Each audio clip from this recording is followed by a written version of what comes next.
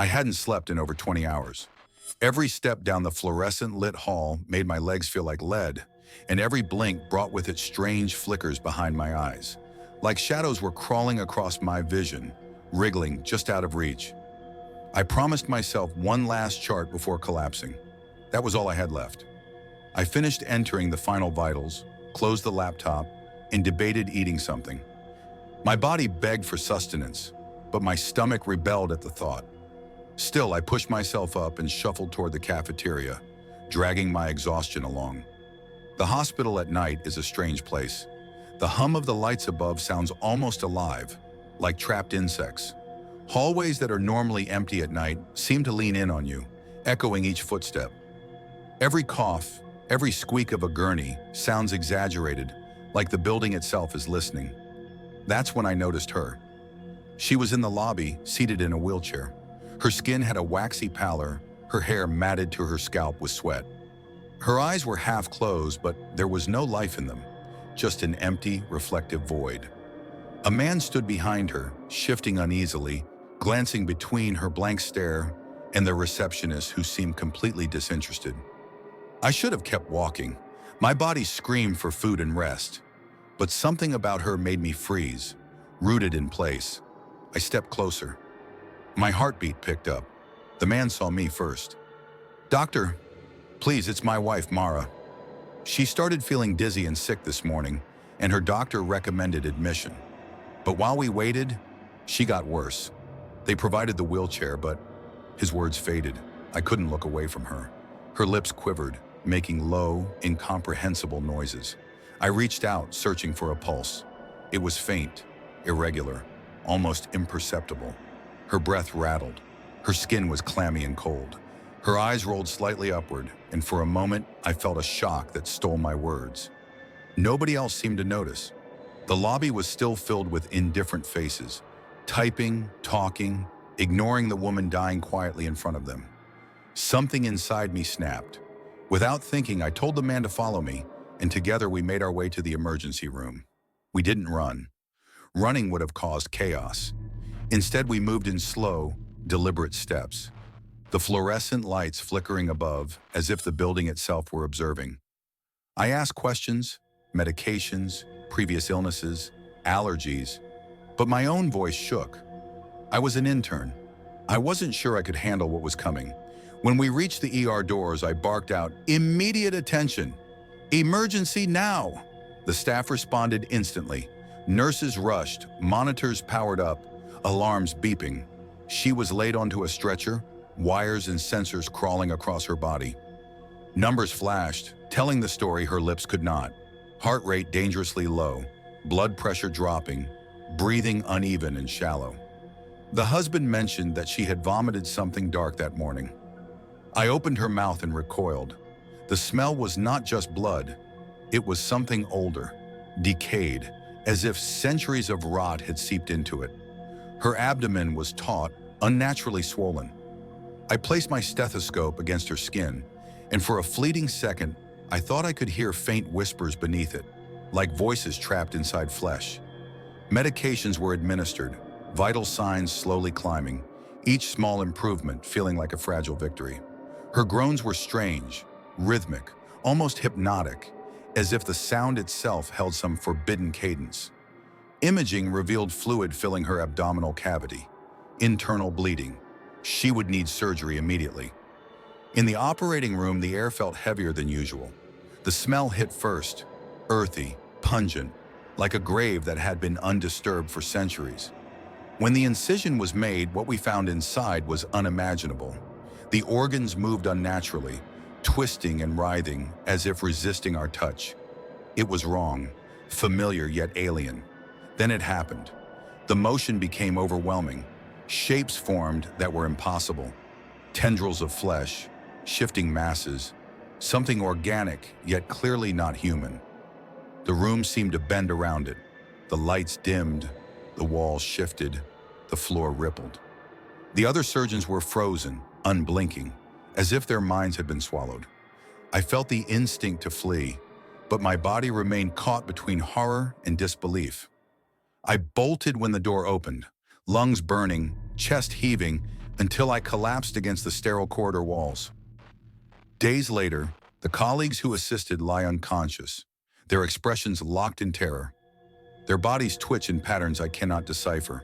They ask questions I cannot answer. No one would believe it anyway. She was not merely a patient. She carried something that should not exist, and whatever left her body that night was never meant to touch our world. I never thought a night shift would change the way I saw the world. The hospital was silent, almost unnaturally so, except for the persistent hum of the fluorescent lights above and the occasional beep or whir of a distant monitor. My mop dragged lazily across the floor, echoing down the long, sterile corridors in a way that made the silence feel even heavier. My eyes were weighted with exhaustion, every blink slower than the last, and the sharp scent of disinfectant made my head throb. I had worked nights before, but tonight felt different. At first, it was just small, subtle things. A supply cart I left at the end of a hallway would be in the middle when I returned. Shadows shifted slightly when no one should have been there. Doors I was certain were closed now stood ajar, just enough to let a sliver of darkness creep through. I told myself I was tired, that my mind was playing tricks, that the monotony of the night was twisting perception. But the unease clung to me, cold and persistent. Then I started hearing the whispers, at first soft and indistinct, like the hum of machinery or wind through a crack in the window. I stopped cleaning, mopping forgotten, and strained to listen. There was nothing, just the stillness of the hospital. But when I moved again, the whispers returned, closer this time, brushing against the edge of hearing, almost urging me forward. I could feel a pull, subtle and impossible to resist. I found myself walking down a wing I didn't recognize. The walls looked older, paint peeling and stained with shadows.